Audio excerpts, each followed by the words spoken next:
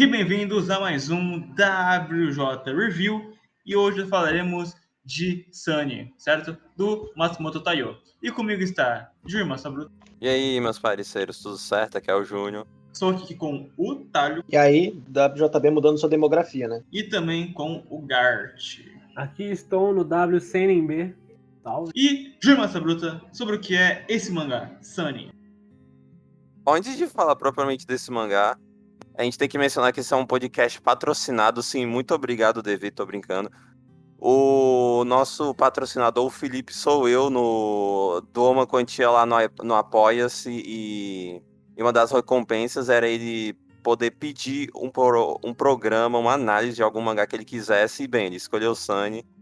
Quem tiver interessado, pode ir lá no Apoia-se. Eu não vou falar aqui as recompensas, porque vai que você tá vendo isso 10 anos depois e diz assim, mano, agora tá R$1.000, velho. Como assim? Antes tava 50. É só pra... E é melhor também de você ler com cuidado as regras, as categorias que tem lá e tudo mais. Enfim, Sunny, um mangá de Matsumoto Taiyo, que é o mesmo cara de Ping Pong, Preto e Branco, Takemitsu Samurai, entre outras coisas, né? Esse mangá foi lançado entre 2010 e 2015 na Ikki e na Gekkan Spirits, ou seja, duas revistas mensais da Shogakukan. E, cara, Sunny conta a história de um orfanato e do dia a dia dessas crianças. É basicamente isso, né? Cara, os meus comentários... Uma coisa que eu queria falar é porque a gente vai ficar falando... Possivelmente, a maior parte dessa conversa, a gente vai ficar falando bem desse mangá. Então, eu queria só mencionar uma coisa. Esse é um mangá que muda vidas, mas não mudou a minha vida. Porque eu... Ai, cara, eu acho que... Porra, eu me incomodo com o hype, saca? Pô, os caras falando que, mano, é o melhor mangá da história. Mano, esse é um mangá... o que me deixou talvez um pouco mais com raiva. Mano, esse é um mangá que retrata crianças como realmente crianças. Mano, sei lá, Yotsubato, Alien Nine, Hanamaru Yochien, tipo... Eu vejo a graça desse mangá, tanto que a gente vai ficar falando possivelmente só bem dele. Mas, porra, mano... É um mangá legal, saca? Tem coisas boas, mas, porra, mano, não... Vai se fuder, não trata como se fosse uma coisa tão diferente assim, saca? É que esse mangá ele pega o conceito do orfanato dessas crianças ali e ele dá esse aprofundamento no psicológico do abandono, né? E Não, isso desse jeito da época também. Não, isso é bom, assim, só que, mano, pô, não superestima, não, cara, Eu consigo ver o porquê, velho. Não, vai se foder. Vai se xingar gratuitamente. Eu acho que eu falaria melhor do Matsumoto se a gente lesse algum mangá que tivesse uma premissa bem mais diferente, assim, pra eu ficar falando que não, o cara explorou diferente esse mangá, mano, tá ligado? Não, sim. Inclusive, era pra isso ser o primeiro mangá dele, né? Só que acabou não sendo. O cara achou que, mano, é meio pretencioso eu fazer uma história, entre aspas, autobiográfica, porque o próprio autor fala que ele viveu num orfanato quando ele era mais novo e meio que, sei lá, meio que por isso tem inspiração, mas não é necessariamente tudo que tá aí é como se fosse... Mano, o Taiyo Matsumoto é o Sei, mano, caralho. Não, ele é mais. Ele usa esses personagens pra conectar ele com a história e ele com as memórias, né? Afetivas daquele momento. E tá guardada na cabeça dele. Ele não tá basicamente espelhando em qualquer um deles, né? O que seria o mais fácil de pensar, assim. Porque, por exemplo, dá pra você talvez sacar que o Haruo pode ser ele, né? O Sei pode ser ele. Não, todos são de alguma forma, não por parte de atitudes, mas de memórias, né? Descrita por experiência, qualquer personagem que ele poderia fazer estaria dentro da categoria de uma experiência que passou por ele. Ele não conseguiria escrever algo que ele nunca pensou em experiencial, algo assim. Algo completamente novo. E também meio que todo mundo... Óbvio que talvez não tão exagerado assim, porque, sei lá, por exemplo, eu não fui a criança que nem o Haruo que queria roubar a arma do policial, saca? Mas tu vê que em cada personagem que tá nesse orfanato, tu meio que se identifica de alguma forma quando tu era criança, saca? Uhum. Consigo ver. E pegar um tema tão específico quanto esse e não ter uma relação com, porque ele retrata uma vida real, apesar de ter muita metáfora, é até difícil fazer algo tão preciso quanto. Na verdade, até retrata mais o lado japonês da coisa do que o lado ocidental, né? mas dá pra se identificar da mesma forma. E diferente do Júnior, esse negócio da arma eu me identifiquei. O que eu mais queria fazer quando eu via policial, quando era criança, era pegar a arma deles e atirar, cara. E tem Eu essa. também, mano. Então, tipo, era uma parada que é uma coisa que passa pela cabeça de algumas crianças. Mas eu acho assim que a experiência do mangá, ela vai de acordo com quanto consegue se conectar com a história. E por isso muita gente ama esse mangá, porque lê e pensa e consegue ter um feeling diferente.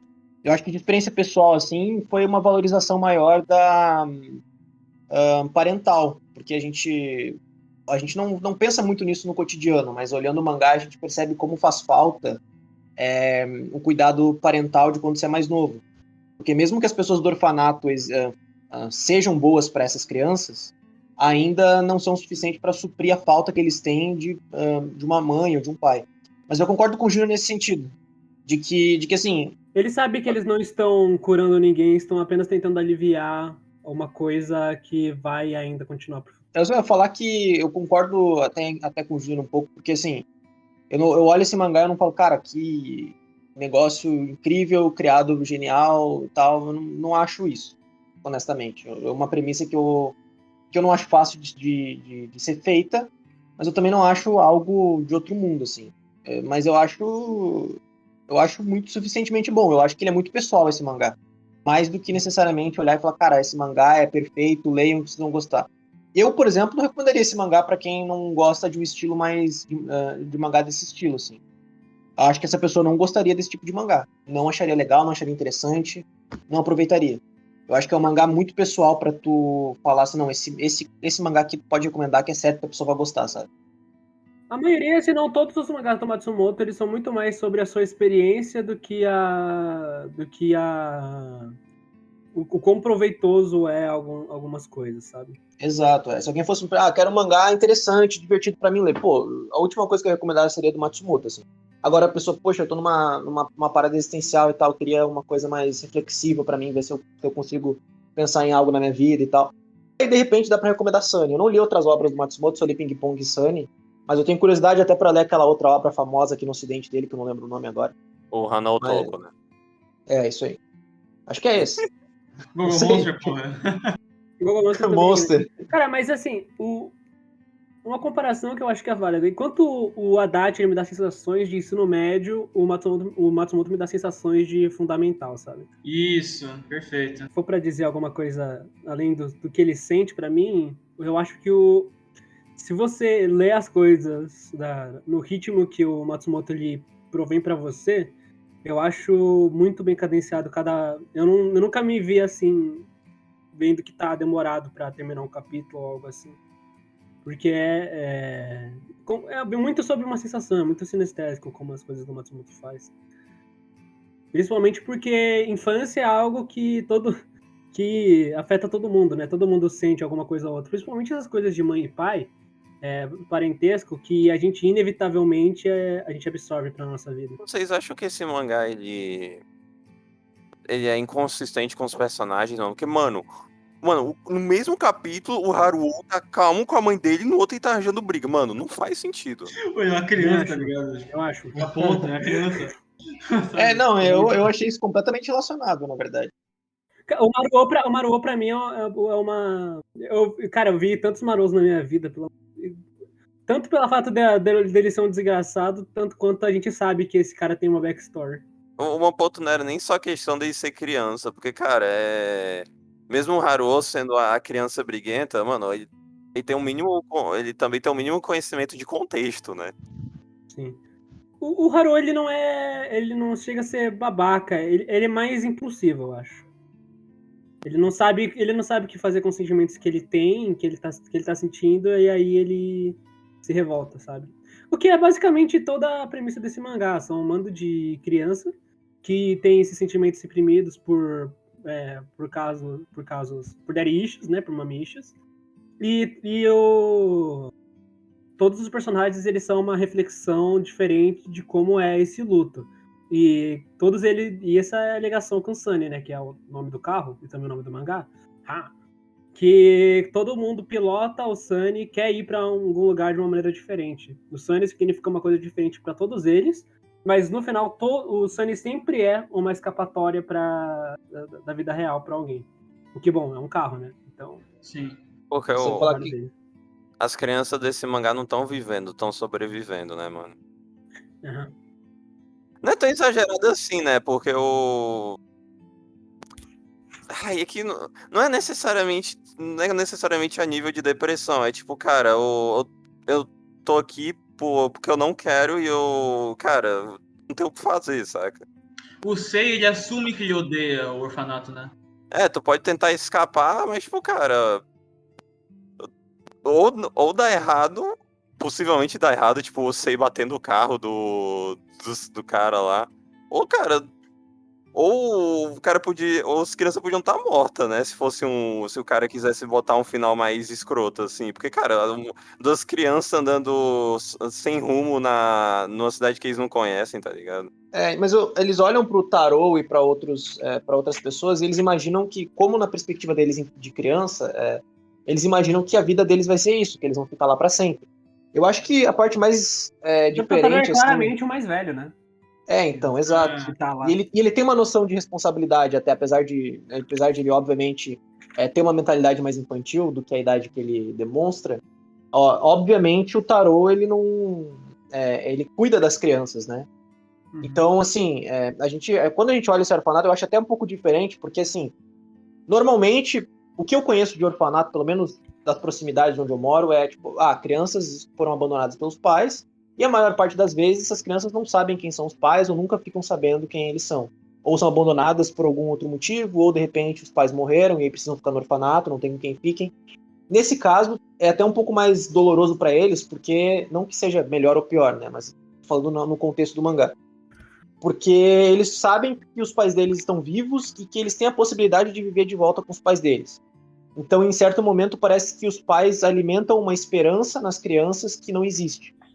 E isso mostra bastante a diferença de prioridades que um adulto tem e que uma criança tem. Por exemplo, a criança está olhando para o pai dele e conversando com o pai dele, e o pai dele fala mais sobre o relacionamento que ele tem com a mãe dele, e que a mãe dele não acha ele um bom pai, etc., e que a mãe dele e ele terminaram por motivo X ou Y, e a criança não quer saber disso, a criança só quer ficar junto com os pais e só quer ter uma vida normal como outras crianças têm, segundo o próprio mangá, segundo o que o próprio Haru até fala, né? Então, justamente por essa perspectiva de diferença de prioridade aqui, a gente sente até um pouco de pena das crianças, porque a gente entende que o lado pelo menos eu, né, o lado dos pais, de que, poxa, realmente não é tão simples assim, mas muito mais o lado da criança, que, porra, não custava tentar dar um jeito de ficar com ela, de ficar com a criança, ao invés de fazer ela sofrer desse jeito. No fim, tudo dá, né? então. No fim, tudo dá certo, né? Mas é uma situação onde poderia acontecer qualquer coisa. Cara, eu li uma pesquisa da FAPESP que fala o quão importante é os cuidados para uma criança, porque isso... O trabalho que você tem para você ter uma dimensão emocional com uma criança é muito sobre você cuidar dela, sobre você dar comida para ela. E quando tem essa quebra, né, quando a pessoa que cuidava de você, ela se afasta, você perde a sua alegação, o seu segundo cordão umbilical, ele é arrancado à força de você, te faz chorar de novo, sabe? E não indo só nesse ponto, tem também a coisa de que o... Eu não sei em relação a dados, é mais aquela coisa de que é mais fácil uma criança se traumatizar do que um adulto, né? Então, meio que qualquer coisa é mais incomum para uma criança já é algo fodido, saca? Coisa, né? Criança não tem muita experiência de perda e ela está em estado de desenvolvimento do seu caráter, da sua personalidade. Se algo, ela não tem essa experiência para resistir a esse tipo de coisa. Por isso que tem toda essa pauta do bullying e tal. Você não tá indo contra uma pessoa que já tem sua mentalidade fundamentada, seu caráter. Você tá prejudicando o crescimento de alguém como pessoa. Citando um pensador moderno, que é o Maurício Meirelles, né? Não, mas tem um ponto para fazer. Ele que tem filho, né? Ele falando que traumatizou a criança dele com elevador sem querer, sabe por quê? Ele tava cuidando da criança, pá, não sei o que, aí a criança foi lá, entrou no elevador sozinho e subiu 30 andares. Meu Deus, cara. Aí pensou qualquer puta que pariu, fudeu, né? Aí a criança subiu, depois desceu, aí o pai, aí o Maurício tava lá chorando, tipo, aí o que a cabeça da criança pensa? Ou ela pensa assim, tá, se eu andar de elevador, eu vou fazer meu pai chorar, então eu não posso andar de elevador, saca? Nossa, é verdade, porque eu tenho minhas ligações com isso também. Me traz várias memórias. Nenhuma específica vem na minha mente, mas eu consigo pensar assim que várias coisas que eu lembro que aconteceram e que foram ruins, eu instintivamente não eu tento evitar. E também, e quando você é criança, a gente é influenciado muito pelas coisas que a gente vê, assiste, etc. Então, tu tende a ter uma mentalidade mais forte ou mais fraca, dependendo da situação que você é colocado nela, assim. Tanto que tem até uma cena do Haru, que ele tá com um moleque que tá fumando cigarro, e aí ele até fica meio inclinado a mais ou menos ter a mentalidade desse moleque de que, finge que os meus pais não existem mais e eu serei mais feliz, né? Aí, claro, na mesma página é quebrado isso, porque o moleque apanha por estar fumando cigarro de pessoas mais velhas e tal, e ele percebe que é melhor ele não ir por esse caminho, mas que ele poderia facilmente ter ido. Aí, em outro momento, eles são influenciados quando eles vão no parque de diversão lá, acho que é nos últimos capítulos, lá pelo 30, e aí eles olham para os pais brincando com as crianças, e aí eles lembram de quando eles estavam mais novos e estavam com os pais deles, então isso traz memórias e desperta gatilhos neles quando parece que eles estão superando aquilo. Então é muito fácil uma criança vir e voltar dependendo da situação que ela é colocada. Eu lembro que quando eu era criança, todos os traumas que eu tinha ou possíveis medos, eu ia até o fim para superar, porque eu achava que ter medo e ter trauma era coisa de gente fraca. Isso é uma mentalidade de uma criança, né? Óbvio. Então, tipo assim, eu tinha medo do escuro, então eu me colocava numa situação onde eu estava na completa escuridão para mim poder superar esse medo à força. E graças a isso, eu não tenho nenhum trauma, nem medo de nada que eu conheço, assim, até o momento. Mas essa questão é uma questão de, tipo, que foi influenciada quando eu era mais novo, tanto pelas coisas que eu assistia, quanto pela minha mentalidade de, tipo, pô, o personagem do desenho apanha, apanha, apanha, e ele se levanta. Por que eu tenho que ter medo de algo e não me levantar e aceitar ter medo de alguma coisa? Eu preciso me expor ao medo para superá-lo, entendeu? Então é muito fácil a gente ser inclinado a aprender algo dessa forma. Assim como é muito fácil também, se a gente, dependendo do que a gente vê, ser influenciado de forma ruim. Tipo, vejo uma criança fumando cigarro em um determinado desenho, pô, que legal, que bacana, vou tentar fazer também porque eu acho legal. E então pode tanto ser bom, como eu acho que foi para mim, né? Mas não recomendo isso para os outros, mas eu digo para mim pessoalmente achei bom. Quanto pode ser péssimo, pode ter uma influência completamente negativa. Pode piorar, né? Você pode se expor ao medo, começar a ficar mais louco por causa disso, começar a ter o trauma ganhar mais dimensões, mais significado, sabe? Exato, tu não sabe exatamente o que tá fazendo, só tá testando, né? Dito isso, vocês escreveram o enredo de Alien Nine. Antes de incrementar o ponto, só vou dizer que essa coisa de você pensar, se projetar entre obras que falam sobre resistência e resiliência, toda vez que eu ia tomar agulha, assim, de vacina, eu sempre lembrava da cena do Naruto enfiando a kunai na mão dele, e eu pensei, mano, isso não é kunai, isso não é uma kunai, isso é uma agulha. Cara, essa cena me marcou o suficiente pra eu parar de ter medo de agulha também, cara. Eu ainda tenho um pouco de medo, mas, tipo, eu consigo tolerar, sabe? Eu lembro que a coisa que eu mais tinha medo era escuro mesmo.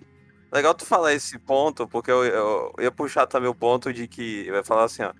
Cara, muita gente, né, já que a gente é adulto, Matos basicamente, então foda-se. Já que a gente é adulto, a gente meio que acha isso besta, mas, cara, a mensagem do Naruto, que é o do nunca desistir, sempre em frente, cara, isso é coisa muito, tipo, faz muito diferença pra uma criança, saca? Uhum. Ter alguém para te dizer isso além do seu ponto seguro, você tem um herói para dizer isso. Sabe? Exato, por isso me marcou. Então, tipo, eu consigo perceber claramente a diferença de pessoas que tiveram influências desse tipo quando eram crianças e pessoas que não tiveram. Então, dá para se notar que a pessoa, quando teve essa influência, ela tende a ter uma dúvida muito grande para qual a melhor forma de eu agir. Será que eu devo ser persistente? Será que eu devo desistir rápido para não perder tempo? E quando a gente assiste alguma coisa que a gente se projeta nela, a gente tende a seguir aquilo. Por isso que é importante, claro, dos pais cuidarem o que a criança vê, a gente voltando pro ponto do mangá. Por isso que é importante, pelo menos, tentar dar carinho e amor para as pessoas, excepcionalmente para crianças, né? Para que corra menos riscos possíveis de elas fazerem merda. E mesmo no mangá, elas fazem merda, mas no fim das contas, elas voltam pro orfanato, elas continuam tendo relação com aquelas pessoas, porque no subconsciente delas, elas são também família. O que seria diferente caso elas fossem desleixadas, não se importassem com o que acontecesse com esses meninos. Eu vou colocando esse argumento e projetando para dentro do próprio mangá, falando do Haruo, que ele é o personagem mais proeminente, assim, que mais causa alvoroço. Ele é muito marcado por coisas serem tiradas dele. Tanto que a primeira coisa que aconteceu, acho que com ele, não é? Foi com ele, que assim que ele entrou no orfanato, tiraram os brinquedos dele, queimaram o boné do cara. Uhum. O Haruo, ele várias vezes é tirado dele uma coisa que ele não consegue ter de volta. Ele sempre tenta se esforçar para ter, mas ele sabe que ele não vai conseguir no final. Então ele não consegue fazer nada senão se revoltar. Tanto que você vê os brinquedinhos dele, que sobrou pelo menos, são tudo brinquedinho de herói e tal. Ele sempre tenta se pagar de fodão, de herói, mesmo ele sendo uma criança quebrada como qualquer outra. Os óculos servem para isso, né? Tanto que porque até tem uma cena no início onde ele olha um velho e ele fala que os olhos do velho são, eu não lembro a palavra que ele usa, mas eles são meio vazios, assim. Então ele usa o óculos para poder se poupar disso. Aí cada um tem isso. Tem o Junzuki tem uma gaita, que ele é bastante apegado a ela. Tem até uma cena bem emblemática do mangá, que é o Sei consegue um sapo, o Haru simplesmente pega e joga o sapo longe, né? Porque é uma situação de revolta dele, onde, assim, inconscientemente ele projeta aquilo que aconteceu com ele no apego que o Sei teve ao sapo. O Haru ele não percebe que o que ele tá fazendo é a mesma coisa que a mãe dele fez, mas ele não quer se apegar mais às coisas, e por isso ele acaba fazendo a mesma coisa que a mãe dele. E o Sei percebe isso e tenta impedir isso de acontecer. Tanto que os dois eles ficaram muito mais amiguinhos depois desse capítulo. O que é muito realista, né? Normalmente criança fica mais amiga depois de brigar. Não foi dito exatamente no capítulo, mas eu senti assim que depois desse capítulo eles ficaram muito mais próximos um ao outro, mesmo não tendo conversado muito depois disso. Exato. E criança faz isso frequentemente, então tipo, não é uma coisa assim, nossa, que raiva, o Haru é um filho da puta. Não, é uma coisa que acontece com as crianças naturalmente, não é algo horrível. E o que eu acho legal é que todos os adultos dentro do mangá agem de acordo com uma situação específica. Por exemplo, a parte do caminhoneiro lá, o caminhoneiro, tá puto com eles e tal, por estar no caminhão, mas ele se sensibiliza por serem duas crianças sem pais, e ele entende que ele perdeu os pais dele muito cedo, então ele tenta ajudar as duas crianças. São pequenas coisas que acontecem. Sempre são essas pessoas que marcam pra então, mim. Sempre são pequenas coisas que acontecem que acabam ficando na cabeça. Poxa, aquele cara podia ter feito o que ele quisesse comigo quando eu era criança, mas ele me ajudou mesmo não precisando, sabe? E isso é muito importante para o desenvolvimento da personalidade de uma criança, de lembrar aquilo que aconteceu com ela quando ela conheceu uma pessoa que não era familiar, assim. Então ela vai replicar essa atitude nas outras pessoas, porque como a gente convive constantemente com os nossos pais ou com as pessoas que estão próximas de nós desde pequeno, a gente tende a, em determinado momento, tratar com normalidade as atitudes dessas pessoas e não replicar tanto elas, porque a gente já replica inconscientemente ou a gente não replica por birra, sabe? E quando alguém diferente entra na nossa vida, amigo, tio, sei lá, qualquer pessoa, a gente começa a se espelhar nessa pessoa pelo bem ou pelo mal. E começa a pegar isso pra nós. Então isso é justamente isso que o mangá mostra, assim. Tanto que a impressão que eu tive foi que o Haru e o Sei, eles resolveram... o Haru, até depois dessa cena do caminhoneiro, ele fala pro Sei, Sei, se você não encontrar sua mãe, você pode viver comigo, eu dou um jeito. Aí o Sei fala, tá, se eu for viver com você, eu vou implorar pra sua mãe te ver. Que é tipo assim, poxa, nós fomos ajudados por um cara que não precisava nos ajudar, eles até dizem isso no mangá, né? E então, nós que somos amigos e nos conhecemos, vamos nos ajudar mais ainda, porque a gente só tem um ao outro nesse momento, sabe? Isso eu achei legal. Um comentário que não tem nada a ver com o assunto, mas se o Matsumoto quisesse fazer fazer uma piada meio que autorreferenciando, era sei lá, quando alguma das crianças, o próprio Haruo ou qualquer outra, estivesse brincando com aqueles bonecos, tivesse uma cena de alguém, de alguém falando assim, o herói está vindo, o herói está vindo. Nossa. Nossa. Cara, pior que esse não é o primeiro, nem o último, nem a segunda, nem a terceira, nem a quarta. Não, quarta aí eu não sei. Vez que ele bota como protagonistas dois personagens contrastantes, assim, que é o Haru e o Sei.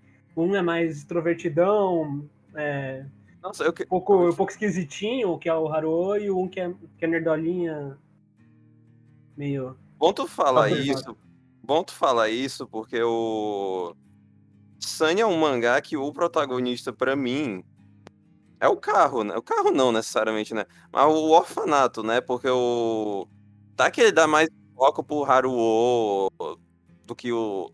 Eu não sei nem dizer se o Haruo e o Sei, porque, por exemplo, tem um...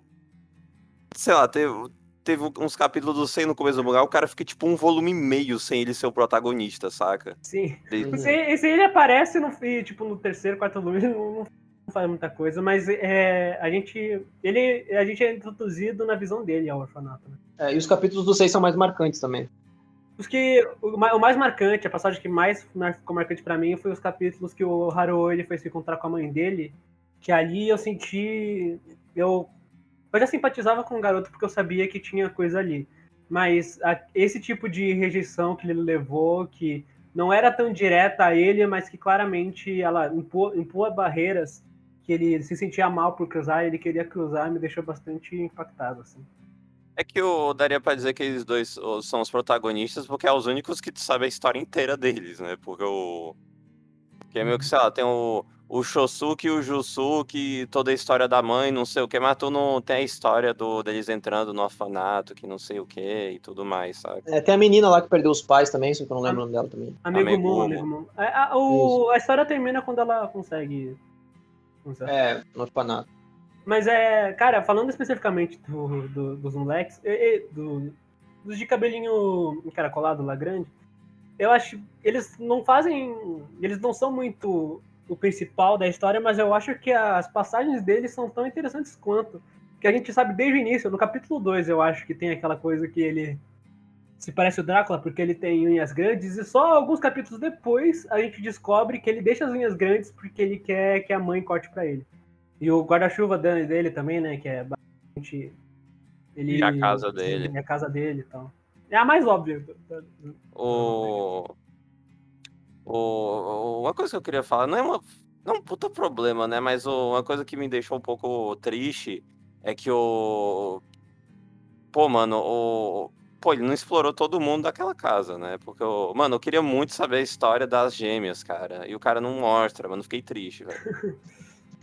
É que não, óbvio que isso daí não é um puta problema, só que isso me incomoda porque quando tu lê esse mangá, tu meio que faz parte do orfanato durante o tempo que tu tá lendo.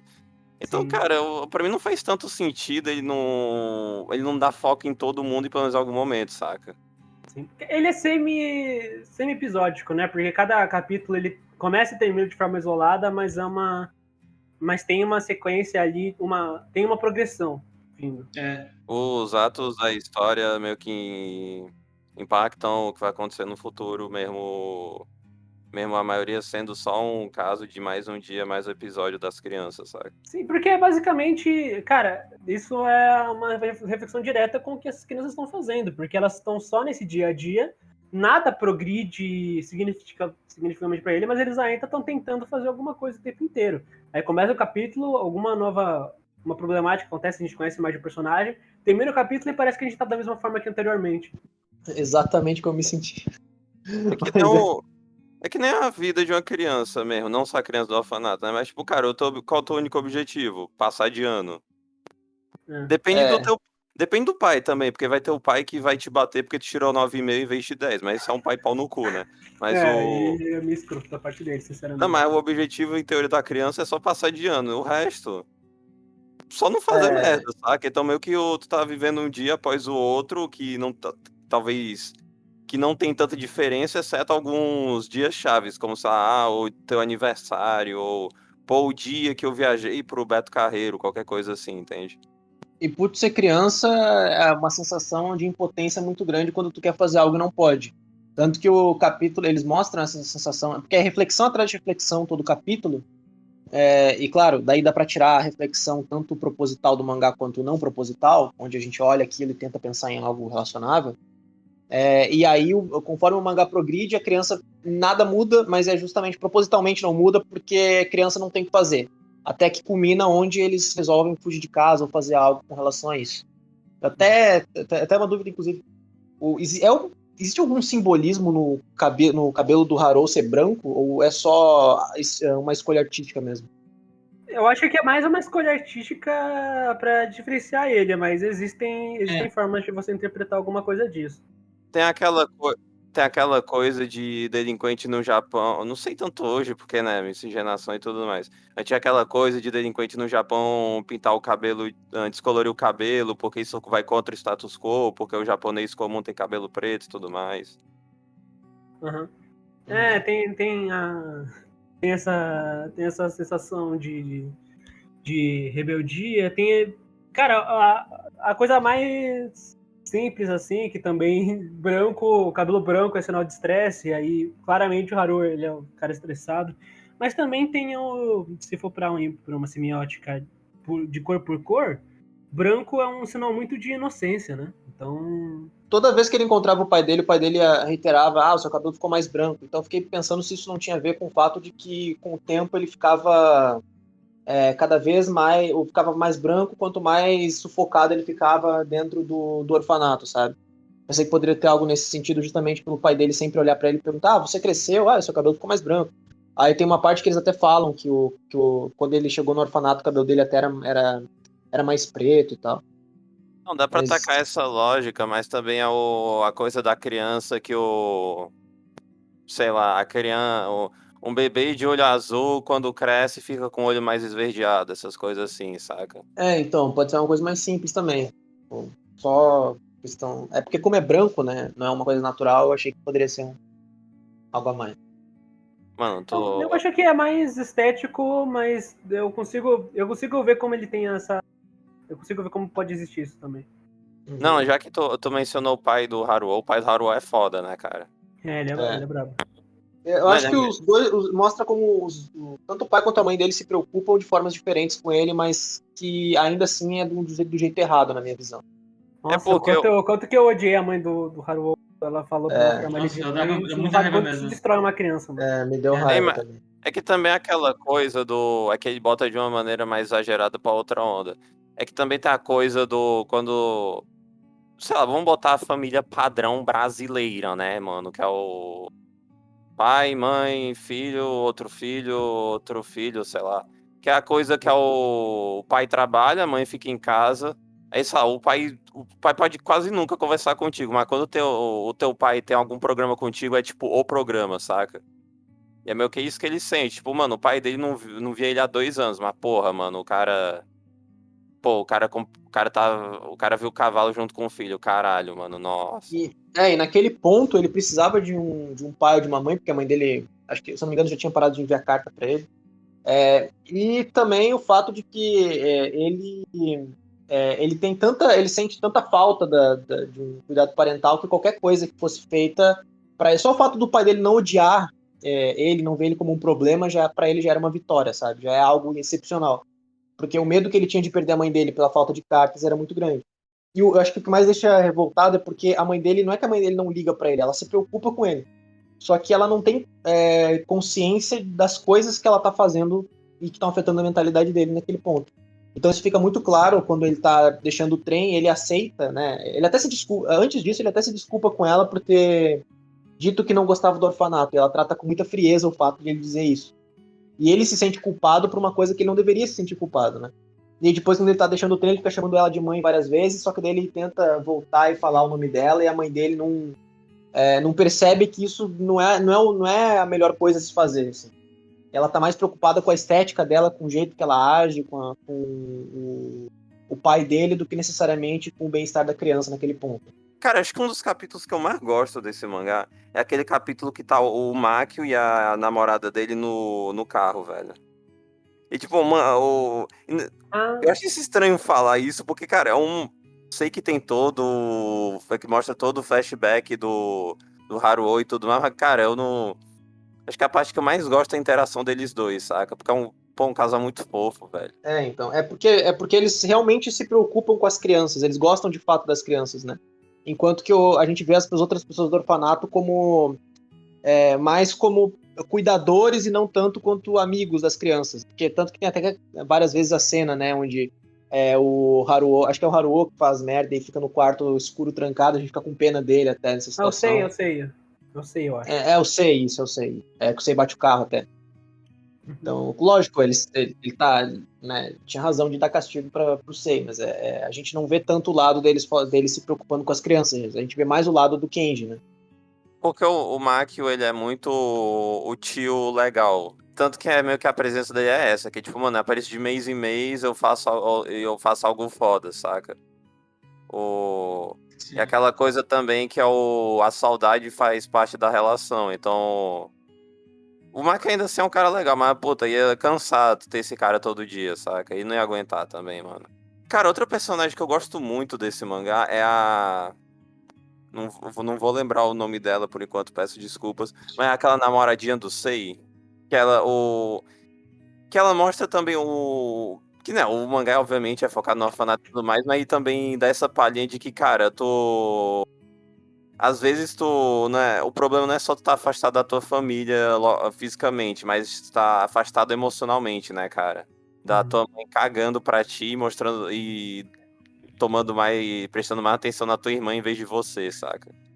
É que o oposto do amor paterno, na real, eu acho que do amor em geral não é o ódio, é a diferença, né? Então isso que é o que falta, né? É aquela coisa, sei lá, até comparando mesmo com os mangás aqui que a gente comenta, cara, é muito mais legal falar um mangá muito foda, um mangá muito merda, do que um mangá que a gente só vai ficar tipo, pô, mano, esse mangá é chato, né? Tipo, você é aquele que tu fica discutindo assim, mano, aí o cara virou qualquer merda, assim, tipo, começar a discutir, tipo, mano, que bosta é isso, saca, mano? É porque Tipo, quando mano, o mangá, ele tipo, sabe, mano, o cara não tem conhecimento de quadrinização, mano, vai se fuder, velho. Em vez de, tipo, mano, o cara escreveu mais uma... Mano, quando o cara escreveu mais uma página só de texto, eu queria dormir, saca? Eu não aguentava mais. que normalmente o mangá, quando ele é chato, a gente vai ler aqui, ou ele vai por dois caminhos. Ou o caminho de onde a gente não tem nada pra comentar do mangá e a gente só tenta espremer o que o mangá já não tem de conteúdo. Ou a gente se dispersa e vai para um assunto completamente diferente sobre uma coisa específica do mangá e como vira uma zoeira sem fim, sabe? Então, tem essas duas opções no momente. Nas lives, Tanto que é o caso da menina de óculos, né? Que é tipo, cara... Cara, eu vou continuar vendo nessa casa porque não tem opção melhor, mas porra, eu prefiro ficar com os moleques do orfanato que pelo menos eles me tratam quase como uma família, saca? Ah, sim, né? Que do nada a gente descobriu que ela ia participar, ela ia entrar, ela saiu, aí nas últimas páginas a gente descobre que ela não foi porque o namorado dela é um bosta. O namorado da mãe dela. Não tem muitas páginas. Além do traço das bordas eles serem meio rasurados, talvez isso incremente para a sensação da gente estar vendo uma obra que usa temas infantis. Ele é muito. Ele usa quadros simples e imersivos. Não é que nem Ping Pong que usava o tempo inteiro da página que ele tinha para fazer uma diagramação interessante de movimentos bons. Cada quadro ali é um quadradinho para você parar, olhar, ver as figuras, ler o quadrinho, ver a figura de novo e aí passar pro próximo. Não tem nada... Pode até talvez ter uma outra coisa, mas não tem nada tão inacreditável quando... Só comparando assim. Acho que é no torneio, não sei se é o primeiro ou o segundo torneio de ping-pong, que tem uma página que é um vitral. E tem, tipo, uns 15 balões pra mostrar a situação de todo mundo, saca? Pode ter, tipo, sei lá, um quadro que se divide em 4 pra mostrar a situação, a ambientação e tudo mais. É mais nada tão impossível, assim.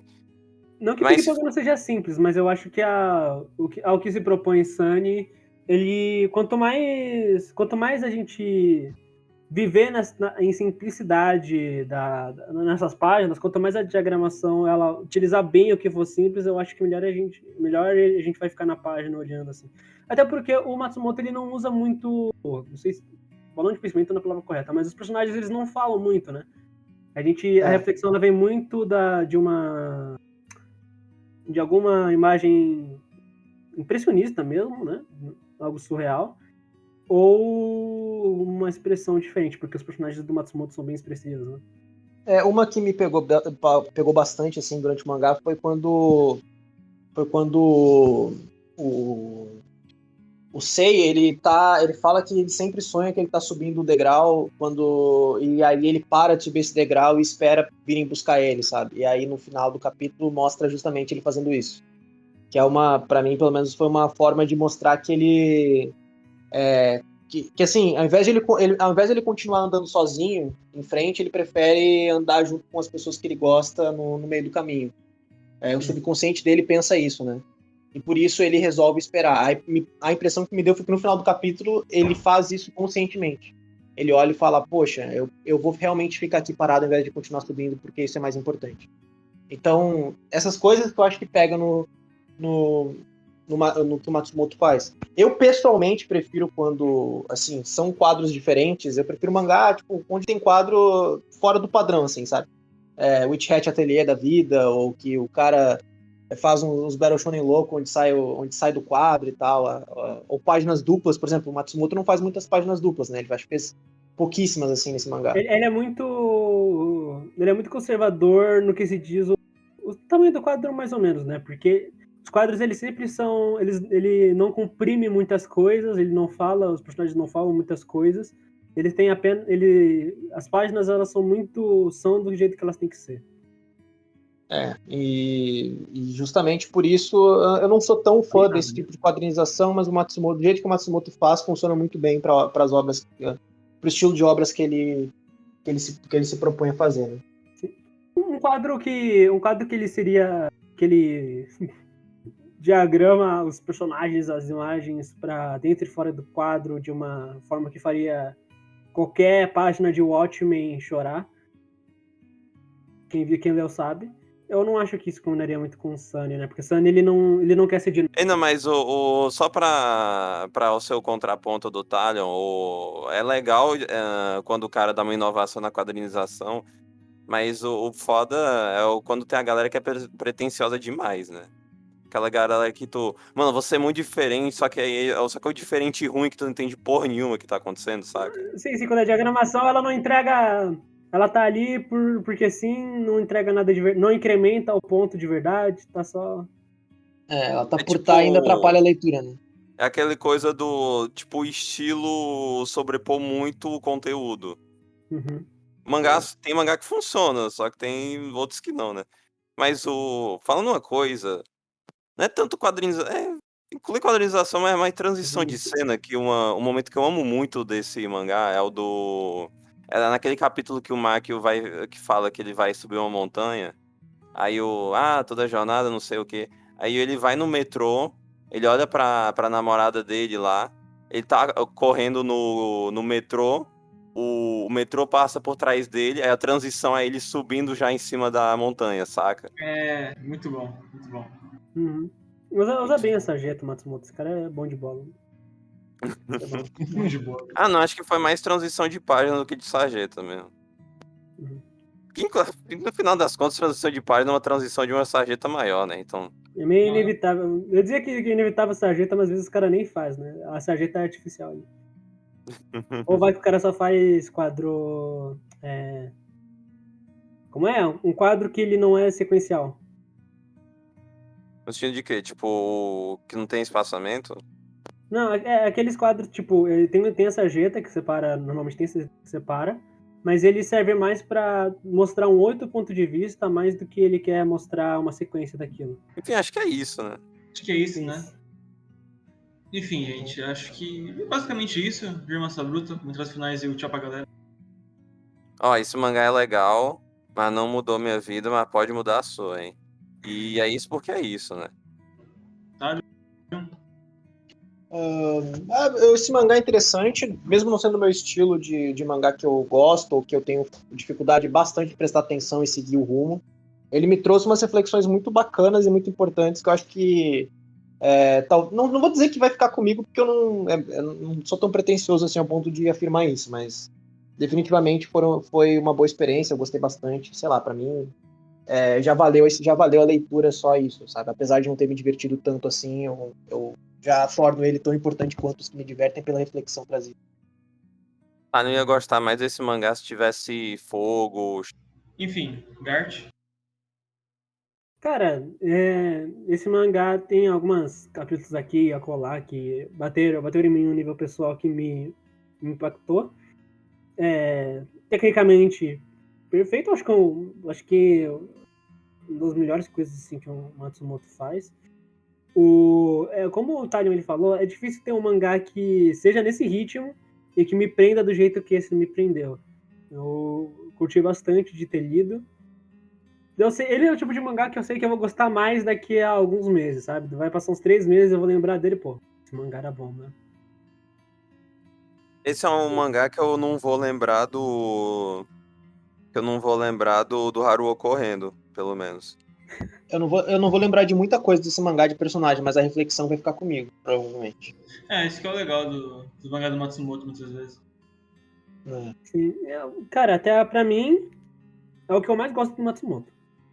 Dos que eu li. Prefiro ping-pong, mas eu vou ver o porquê. Dos 2 que eu li, esse é o que eu mais gosto. Mano, mas a gente vai entrar na jornada Matsumoto, tá, mano? Tá aqui. Mano, mês Matsumoto, mano, que legal, né, cara? Vocês querem isso. Vai ter, Todas galera. as 3 pessoas que leram tudo. Gente, eu não vou falar que a gente não pretende, porque eu acho que um dia deve ter, sim, porque muito título A pra gente vai ter todos os fazer. mangás da história aqui. Mas eu quero que vocês leiam desde já. Ó, Felipe, você que tá ouvindo isso aí, ó. Se quiser doar, cara, a gente pode ler mais outro do. Não pode. Vai, pede Go Monster, pede qualquer outro, pede Telo Samurai. Takemitsu Samurai mesmo. Por exemplo, Samurai, isso aí. Enfim, gente. É isso, e é porque e é mesmo, e Ver, e Jur, e Putkit, como diria o Whindersson Nunes, e até o próximo vídeo, até a próxima live, até o próximo WJ Review. Tchau, galera. Uou!